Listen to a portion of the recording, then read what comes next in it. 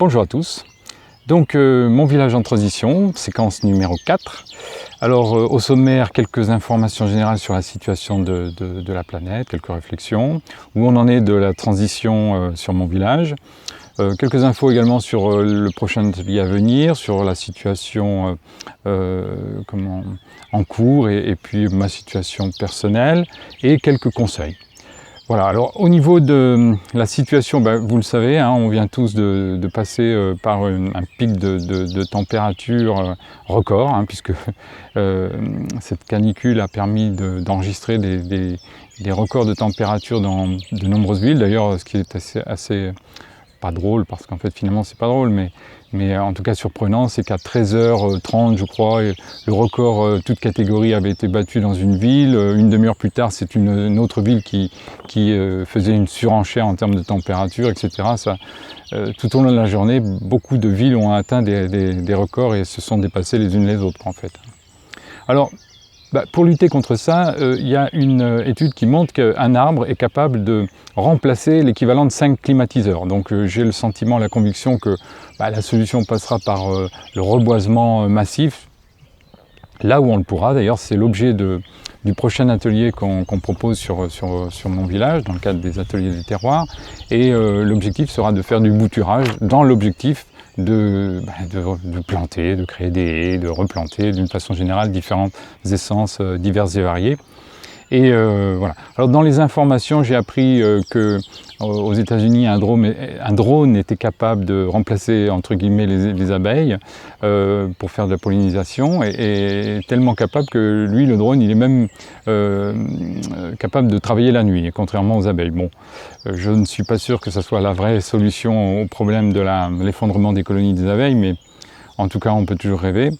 Ce qui est important, c'est la réflexion que je me suis faite en écoutant différents intervenants, différents scientifiques et observateurs de la situation, c'est qu'aujourd'hui, il va falloir que nous acceptions des contraintes qui sont peut-être considérées aujourd'hui comme des contraintes coercitives, en tout cas qui font que l'écologie est considérée comme punitive, mais effectivement, qu'en sera-t-il lorsque demain, si on est à des températures extérieures de plus de 50 degrés, on sera vraiment tenu et contraint de rester dans nos maisons, cloîtrés, et enfermés à la limite volontairement, et ça sera certainement une limitation des libertés que nous payons ou que nous paierons si on n'accepte pas aujourd'hui quelques restrictions en termes de contraintes sur nos habitudes de vie, quoi. Donc, alors je comprends très bien qu'effectivement, il y a deux écoles en fait, hein. Il y a l'école de ceux qui considèrent que l'écologie, ou du moins la survivance des espèces est secondaire par rapport à leur propre survivance, en tout cas, ou en tout cas à leur propre confort. Même si on est convaincu qu'il y a un effondrement en cours et à venir, qu'il soit plus ou moins rapide, peu importe, en tout cas le fait est qu'il y a des personnes qui pensent que après moi le déluge, qu'importe, je vais continuer à vivre comme je vis. Et puis par ailleurs, d'autres personnes qui, elles, font des restrictions personnelles en faisant attention et feu de tout bois sur toutes les économies d'énergie, économies vertueuses qu'elles peuvent déclencher. Mais si de toute façon la majorité des gens ne font pas l'effort qu'il faut, on n'y arrivera pas, et malheureusement je pense que c'est quand même dans ce sens-là qu'on va. Donc d'où la nécessité de mettre en place, de mettre en œuvre dans tous les villages, dans toutes les petites communes, et même pourquoi pas les plus grandes, mais enfin, en tout cas, ce qui m'intéresse, moi, c'est de mettre en œuvre une transition sur mon village, qui est un petit village de 2000 habitants, et l'objectif, c'était donc je vous rappelle un petit peu la situation, c'était de créer une liste. Le problème, c'est qu'en fait, j'avais contacté préalablement 25 personnes, pour être précis, que je pensais être susceptibles de pouvoir être éventuellement intéressées pour constituer une liste. Aucune réponse, en tout cas aucune réponse positive. J'ai donc contacté le responsable qui est en charge de constituer une liste pour disons, commandité, on va dire comme ça, peut-être par le maire du village qui, lui, ne se représente pas, en lui disant à cet adjoint, en tout cas ce conseiller municipal actuellement qui est en train de monter la liste, en lui disant, ben voilà, moi j'ai tenté de monter une liste, ça ne fonctionne pas apparemment, et donc je suis prêt à rejoindre votre groupe si vous le souhaitez. Et si vous l'acceptez. En fait, sa liste était déjà constituée, donc alors il m'a garanti que l'on travaillerait ensemble, etc. Mais bon, moi j'avais le sentiment et la conviction qu'il fallait absolument qu'il y ait dans le conseil municipal des personnes qui ne soient pas des opposants, mais qui soient là pour construire quelque chose, qui soient là pour faire une force de proposition dans l'objectif de la transition. Il faut être présent, à mon avis, au conseil municipal. Donc ça m'a redonné en fait la motivation pour chercher à constituer une liste. Donc cette fois, au lieu d'envoyer un courrier comme je l'avais fait, je pensais que l'idée était bonne, parce que l'idée d'envoyer un courrier à toutes les personnes que j'avais contactées, c'était une façon d'écrire noir sur blanc et de dire très précisément quels étaient les objectifs, les contraintes éventuellement aussi, et que ce message soit le même exactement pour tout le monde. Bon. Peut-être que le message a été mal perçu. En tout cas, le fait est que j'ai décidé de prendre contact cette fois, soit par téléphone, soit de visu, en direct avec les différentes personnes. Et pour l'instant, on va dire que voilà, l'amorce se fait. Il y a, au moment où je vous parle, on va dire 4 personnes qui ont validé le fait d'accepter de créer une liste dans le but d'avoir une représentation au municipal prochaine. Donc il nous reste un peu plus de 8 mois pour ça. Donc là, on n'est pas assez nombreux. Il faut, dans un petit village comme le mien, 1000 habitants, il faut 15 personnes. Nous sommes pour l'instant 4, mais par un système de cooptation en spirale, les uns et les autres vont faire des propositions. On a déjà commencé à y réfléchir, et on va trouver, on va y arriver. Il n'y a pas de raison qu'on n'y arrive pas. Ce serait vraiment très regrettable qu'une liste qui a pour objectif de préparer la transition du village ne soit pas représentée, quoi, en fait, hein. Bon, voilà. Alors après, le nom, j'ai réfléchi au nom que nous pourrions donner à cette liste. Bien entendu, cette proposition, cette idée va être soumise à concertation, à réflexion commune. Mais enfin, on pourrait l'appeler par exemple construction de la transition, hein, liste de la construction de la transition. Si on trouve mieux que ça, tant mieux. Et en sous-titre, on pourrait l'appeler, mais là aussi ce sera soumis à la discussion, mais enfin j'aimerais bien si on pouvait l'appeler « Créons ensemble un oasis du bien-être ». En fait, l'idée c'est quand même de créer dans notre village, dans notre commune, bien un petit oasis dans lequel effectivement on va faire en sorte de replanter d'un côté, de replanter les qui ont disparu, faire en sorte qu'il y ait plus de communication avec ce système d'échange local, avec la banque du temps, avec voilà, toute une série d'initiatives et de propositions qui seront faites pour créer une dynamique en fait au sein du village.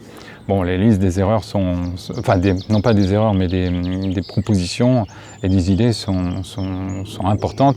Le problème aujourd'hui, c'est pas tant d'avoir des idées, c'est plutôt de pouvoir les appliquer, d'être suffisamment nombreux pour pouvoir le faire, quoi, en fait, hein. Voilà.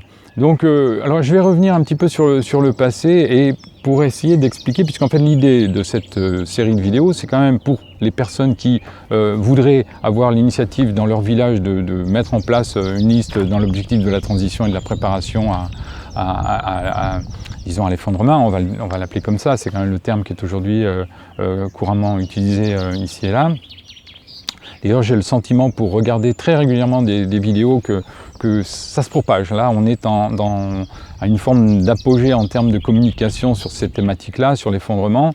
Il y a eu une émission sur Antenne 2. Enfin bon, voilà, c'est de plus en plus d'actualité. Et puis, on peut le comprendre, puisque effectivement, il y a une espèce de coordination des faits et des événements qui ajoute une forme de crainte de ce qui va se passer, quoi, hein. Donc voilà. Alors à ce titre, et dans l'objectif de créer cette liste, alors ça fait déjà plusieurs mois que j'ai commencé à travailler dans le cadre d'une association qui a pour objectif, qui avait pour objectif, qui a pour objectif toujours, bien sûr, elle continue cette association, bien de créer ce qu'on appelle une dynamique de transition. Et, mais cette fois, enfin, dans le cadre de l'association, c'est une dynamique élargie, pas simplement au village de 1000 habitants dans lequel j'habite, mais élargie à l'ensemble des 10 communes. Il y a 10 communes qui représentent en tout à peu près 5000 personnes et qui sont, disons, des communes qui sont à proximité et qui pourraient, dans le cadre d'une situation d'effondrement, continuer à être des villages en fait en périphérie, puisque le village dans lequel j'habite, qui s'appelle Pressas, est considéré comme le bourg-centre, avec autour des petits villages satellites de quelques centaines d'habitants. Et effectivement, c'est au bourg-centre que les uns les autres se retrouvent à l'occasion du marché, à l'occasion de pas mal de manifestations, même si chaque village a aussi ses initiatives, et tant mieux, hein, bien sûr. Mais en tout cas, l'idée de cette association, c'était vraiment de créer une dynamique sur l'ensemble des villages. Et donc, alors, je vous donne deux petits éléments qui ont été à la fois des erreurs peut-être. En tout cas, j'ai eu un petit conflit, mais qui est vraiment pas très très important, mais enfin qui a fait que la personne a quitté un petit peu le groupe.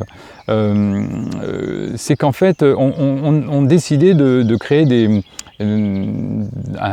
réunions, enfin d'organiser des réunions. Bon, déjà, alors là, ça a été terrible à chaque fois, c'est toujours terrible. C'est que pour organiser une réunion, arriver à trouver le bon jour, la bonne heure qui puisse convenir à tout le monde, c'est à chaque fois une grande difficulté. Mais bon. Et à chaque fois, on se proposait de mettre en place, bien sûr, un ordre du jour avec la possibilité de définir ce que nous allions évoquer lors de la prochaine réunion. Et puis un jour, un des participants, c'était d'ailleurs à l'occasion de la première réunion, hein, un des participants donc je vais taire le nom pour pas rentrer dans des conflits personnels, puis de toute façon il n'y a pas lieu, hein, c'est vraiment pas un problème, mais simplement au dernier moment, la personne m'a suggéré de modifier l'ordre du jour. Ce à quoi j'ai dit non, on va pas modifier l'ordre du jour à quelques heures de la réunion, et le fait est que ça a été un point d'achoppement. Alors, ce qui a fait que par la suite, moi, j'ai compris un petit peu la motivation de cette personne, et pour éviter des problèmes par la suite, ce qu'on a fait, c'est qu'on a mis en place un ordre du jour que nous avons mis sur Internet, ordre du jour qui était accessible à tout le monde, et chacun pouvait ajouter, modifier, corriger l'ordre du jour de façon à ce qu'il soit dynamique, quoi, en fait. Il ne fallait pas que l'ordre du jour soit arrêté, décidé. Bon voilà. Alors ça a eu un autre travers, malheureusement, c'est qu'en fait, on rajoutait à chaque fois des tas d'éléments dans l'ordre du jour, ce qui fait que il y a eu des réunions où on n'a pas le temps d'aborder tous les éléments qu'on place sur l'ordre du jour. Une fois aussi, ce qui s'est passé, c'est que on a fait une réunion dans un bar associatif.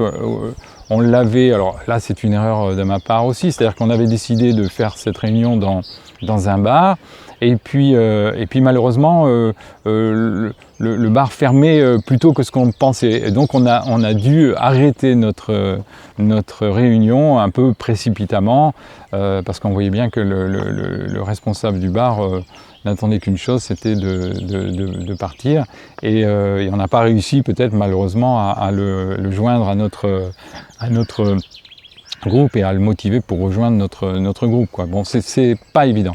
À chaque fois, le fait est que tout ce qui concerne la transition, l'effondrement, sont des sujets qui sont un petit peu tabous, un petit peu où les uns les autres font un déni de réalité, et c'est jamais simple d'arriver à convaincre les gens de venir nous rejoindre, quoi.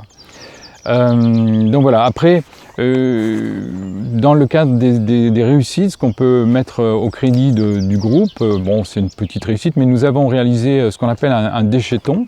Alors le déchetton, c'était la possibilité pour les gens de venir dans le cadre d'une journée, de nettoyer la nature, et puis à l'issue de cette matinée, c'était une matinée de nettoyage,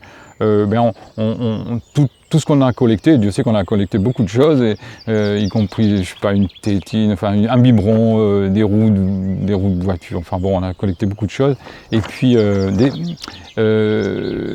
bon, après il fallait bien sûr trier ces éléments pour savoir dans quelle poubelle on allait les mettre les uns les autres. Donc ça était très intéressant. Seul problème, c'est que là aussi, on était, je crois, 13 personnes à participer. Bon, il y avait le maire, il y avait le maire, justement le futur maire, enfin celui qui aspire à le remplacer. Donc on peut de ce fait considérer que c'était un demi-succès, puisque les autorités, entre guillemets, étaient là, mais c'était pas un succès populaire, alors qu'on avait mis des affiches, il y a eu un article dans le journal, etc. Enfin bon. Et quand même, une autre chose positive de ce déchetton, c'est que nous avons mis en place, alors là c'est une suggestion que je vous invite à faire aussi dans le cadre de vos villages ici et là, on a mis en place une armoire à bocaux. Alors le principe avait été suggéré par une personne de notre petit groupe. L'idée consiste, c'est très simple, pourquoi jeter des bocaux dans la boîte à verre, enfin dans le centre de recyclage du verre, alors que peut-être il y a là des personnes tout près qui sont susceptibles d'être intéressées pour récupérer ces bocaux, pour faire des confitures, des conserves, etc. Et le fait est que nous l'avions suggéré ça à la maire d'un village juste à côté, village de Montpezat, qui a trouvé l'idée géniale, et elle, en l'espace de quelques jours, a mis en place l'initiative. Et qui a fonctionné, et qui fonctionne toujours d'ailleurs, c'est très bien. Alors nous, on a mis un petit peu plus de temps pour le faire, parce que le maire est très attaché, le maire de mon village est très attaché à l'esthétique de tout ce qui tourne autour de son village. Alors on a fait une armoire qu'on a peinte, on a décorée, il y a une artiste peinte qui l'a décorée avec des fleurs, etc. Bon, c'était très sympa. Et puis Isabelle Robin, l'artiste peintre, je fais sa petite publicité tant qu'à faire, et parce qu'elle est très très créative et très talentueuse. Et le fait est que cette armoire à bocaux a été mise en place, et ça fonctionne là aussi, c'est tout simple. Et même maintenant, alors je dirais qu'il y a même, disons, des choses supplémentaires, c'est que les gens non seulement amènent des bocaux, mais au pied de l'armoire, ils amènent d'autres choses, des livres, il y avait, quand je suis passé il y a 2-3 jours, un petit tableau d'école, enfin bon voilà. Alors ça pose problème, enfin ça pose problème, à moi ça ne me pose pas de problème, parce que je pense que c'est vers ça qu'il faut qu'on aille, c'est qu'en fait il faut qu'on aille vers la mise en place, comme on a mis la boîte à bocaux, il faut qu'on mette en place une boîte à divers, c'est-à-dire avec la possibilité pour que les gens qui jettent des choses, mais qui pourraient être susceptibles d'intéresser d'autres personnes, puissent le faire sans que ça pose problème. Mais peut-être il faut que ça soit organisé. Effectivement, si tout le monde amène tout et n'importe quoi, ça peut être vite le bazar et un dépotoir. Donc il faut que ça soit organisé, mais je pense que c'est dans ce sens-là qu'il faut fonctionner. Voilà. Alors une autre initiative qu'on va prendre dans le cadre de cette association, l'association s'appelle COPT. Alors COP pour COP21, etc. Ça, on se souvient de l'acronyme. Et puis pourquoi COPT? La dénomination, c'est Comité d'organisation des projets de transition. Comité d'organisation des projets de transition. Et donc l'idée, c'est d'aller dans toutes les directions, en tout cas pour préparer les choses. Je vous ai parlé de ce futur atelier là sur le bouturage, mais on a fait des ateliers sur la spiruline, sur les éléments nutritifs, sur la création d'hôtels à insectes, de niches pour les oiseaux, etc. Enfin, on a fait vraiment beaucoup d'ateliers qui ont plus ou moins fonctionné malheureusement, mais on va continuer. Et dans cet esprit, on a mis en place l'idée, on a imaginé que on fasse des petites conférences, réunions, débats dans chaque village. Alors on va demander au maire de chaque village d'organiser ces rencontres. Ça sera à chaque maire de mobiliser sa population pour le faire.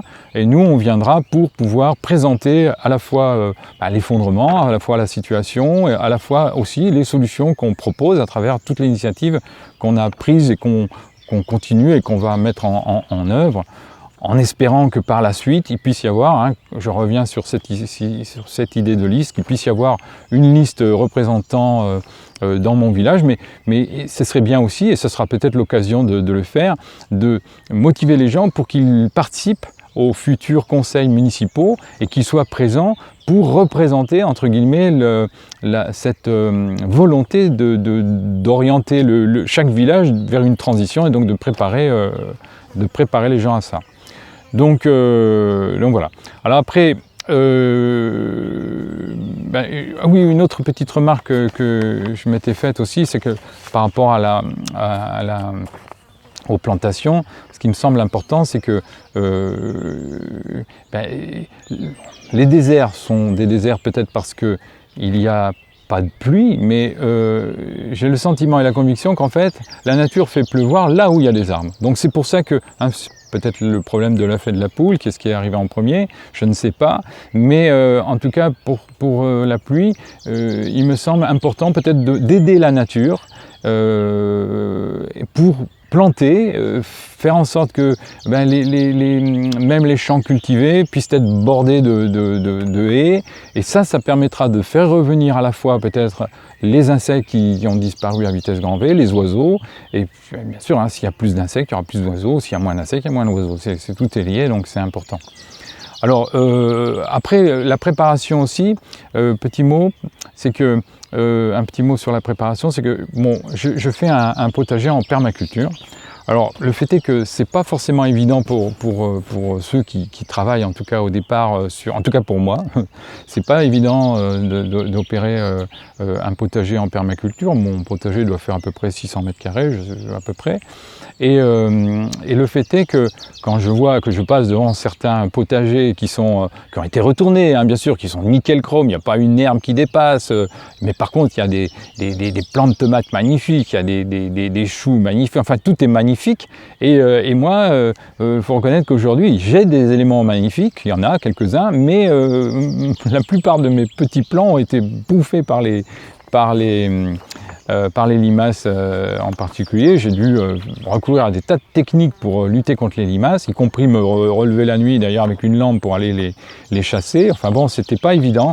J'ai perdu beaucoup de choses. Je suis aujourd'hui un petit peu dépité à ce niveau-là. Mais je reste convaincu que la permaculture reste une solution qu'il faut suivre. Parce que faut toujours se placer dans l'idée que demain ne sera pas comme aujourd'hui, c'est-à-dire nous n'aurons pas l'énergie ou les énergies dont nous avons bénéficié pendant un siècle.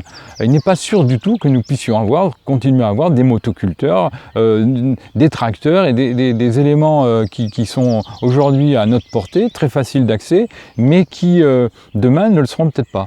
Et d'où l'importance de la nécessité et j'ajoute à ça, par rapport aux tracteurs, aux motoculteurs, c'est la possibilité aussi d'avoir des intrants, hein, comme pour nourrir avec le phosphate, pour nourrir les terres, et puis aussi beaucoup d'intrants pour éradiquer les bestioles un petit peu néfastes pour les plantations. Donc il va falloir qu'on apprenne à se passer de tout ça. Bon, c'est ce que font les agriculteurs bio, mais nous, déjà, si au niveau de nos jardins privés, on fait l'effort d'aller vers ça, même si on y va avec beaucoup de difficultés, et personnellement j'en ai beaucoup, mais je pense que c'est comme ça aussi qu'on va apprendre. Et plus il y a de personnes qui vont avoir ces difficultés, plus on va apprendre, quoi. Donc c'est important qu'on soit conjointement ensemble, et d'ailleurs dans ce sens, ça fait partie des idées qu'on va être amené à mettre en place, que je vais proposer, c'est de mettre en place un agenda partagé. Tant qu'on a Internet, ça aussi c'est possible, et il faut en profiter. C'est que ça va donner la possibilité à chacun même de dire ce qu'il fait, les problèmes qu'il a, mais pas forcément au niveau national. C'est-à-dire qu'au niveau national, vous savez, c'est toujours intéressant de voir ces vidéos de jardiniers amateurs qui nous donnent des conseils très très intéressants, mais les conseils de ceux qui sont en haute montagne, qui sont dans le nord, dans le sud, enfin, ne sont pas forcément les bons conseils adaptés à une culture où ici notre terre est très grasse, hein, elle est collante l'hiver et puis sèche comme du béton l'été, donc c'est pas forcément comment dirais-je, les mêmes pratiques de culture dans notre secteur que dans d'autres. D'où l'importance d'avoir une dynamique de groupe des jardiniers amateurs et puis surtout éclairés et puis surtout passionnés pour s'échanger à la fois les modes de culture et les difficultés et les solutions par rapport à ces difficultés, quoi, hein. Donc voilà. Alors après, je vais terminer sur ma situation aussi personnelle par rapport à ma préparation personnelle, puisque le but à travers l'initiative de la COPT, l'initiative de la liste sur la transition, c'est de préparer le village, c'est de préparer les villages avoisinants, et puis en même temps et parallèlement, il faut aussi se préparer. C'est pour ça que j'ai un potager en permaculture, c'est pour ça que j'ai commencé à faire des tas de choses et mis en place des initiatives pour se préparer. Et dans le cadre de ces investissements ou de ces efforts, il y en a encore énormément. Je ne suis pas malheureusement encore équipé de panneaux solaires, mais je vais le faire d'ici peu, enfin dès que mon temps le permettra. Et puis je n'ai pas encore... j'ai une cuisinière à bois, mais elle est un peu âgée, fatiguée, il faut que je la remplace. Donc voilà, mais je voudrais arriver à mettre en place une cuisinière à bois qui puisse faire récupérateur d'eau chaude pour pouvoir avoir de l'eau chaude en hiver, quoi. Et puis en même temps, là aussi un récupérateur d'eau, j'ai pas ça non plus. Enfin, il y a beaucoup de choses qui restent à faire. Donc pour ça, si l'effondrement peut attendre un peu, ça m'arrange et ça me permettra d'ici là de préparer tout ce qui me manque. Et de toute façon, ça ne sera jamais assez. Mais enfin bon, en tout cas, voilà. Alors, un petit conseil personnel encore. Alors, si je me permets de donner ces conseils, c'est parce que ça fait plus de 15 ans que je réfléchis à ça, que j'ai écrit un livre sur l'autosuffisance, etc. Enfin bon, j'ai fait pas mal de démarches, entre guillemets, intellectuelles et pratiques aussi, mais voilà. Ce qui me semble important pour préparer l'effondrement, c'est que vous avez intérêt, on dit qu'il ne faut pas mettre tous ses œufs dans le même panier. Faites en sorte que si vous avez un petit peu d'économie, ne mettez pas tout dans la même banque ou le même établissement, parce qu'il est fort probable, malheureusement, que si demain il y avait un effondrement, qu'il soit véritablement rapide, hein, c'est-à-dire l'effondrement rapide, ce serait comme en 2008, les bourses qui vacillent, et là peut-être les bourses pourraient vaciller plus vite et plus fort demain. Donc si on arrive vers un effondrement comme ça, et que les gens prennent conscience qu'effectivement il n'y aura pas de retour en arrière, il n'y aura pas de retour en arrière, c'est-à-dire pas de retour sur l'opulence, sur ce que nous vivons aujourd'hui, c'est fini, on va avoir passé une période dorée, et quand on va aller vers cet effondrement, il n'y aura pas de retour possible. Donc il va y avoir des personnes mal intentionnées qui, au dernier moment, alors qu'ils ont la capacité peut-être de faire du piratage informatique sur des comptes bancaires, etc., ne serait-ce que des employés de banque, hein, tout simplement, mais peu importe, mais on a intérêt en fait de diviser les risques et éviter que des sommes trop importantes, quand on en a, si on a la chance d'en avoir en tout cas, soient dans les comptes, parce que ces sommes pourraient disparaître rapidement avec en parallèle des services bancaires qui pourraient être fragilisés, qui pourraient ne plus pouvoir servir leurs clients comme ils le voudraient, quoi, en fait, hein. Voilà. Autre petit conseil que je pourrais suggérer aussi, c'est d'éviter les investissements locatifs. Alors, bon, je ne suis pas forcément le bien placé parce que j'en ai fait un, mais l'idée c'était de revendre cette chose-là. Puis finalement, je me suis, entre guillemets, fait avoir, puisque j'ai loué un petit peu pour rendre service.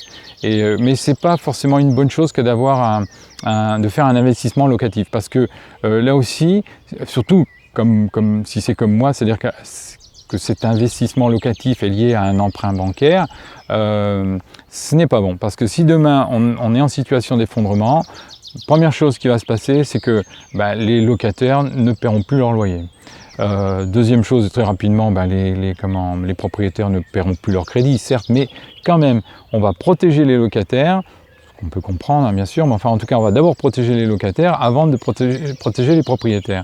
Et donc si demain vous êtes propriétaire d'un studio, d'un 2 pièces, de quoi que ce soit que vous louez, si vous n'avez plus le loyer, et que la banque va vous le demander, hein, va vous très vite, hein, là ça ne va pas traîner, donc d'où à mon sens peut-être il vaut mieux éviter l'investissement locatif. Voilà. Bon, je vais conclure par une petite citation de Philippe Gueluc, que j'aime bien par ailleurs, qui dit « Contrairement aux chasseurs qui, eux, ne sont pas des lapins, les pollueurs, eux, sont des ordures. » Voilà. Donc, je finirai en disant que l'homme est capable du meilleur comme du pire, mais c'est dans le pire qu'il est le meilleur. Là, c'est une citation que je connais, mais je ne sais pas de qui elle est. Enfin, voilà. Et la mienne, c'est plutôt rien n'est impossible. Enfin, pour moi, rien n'est impossible, mais avec vous, tout est possible. Voilà, je vous dis à bientôt.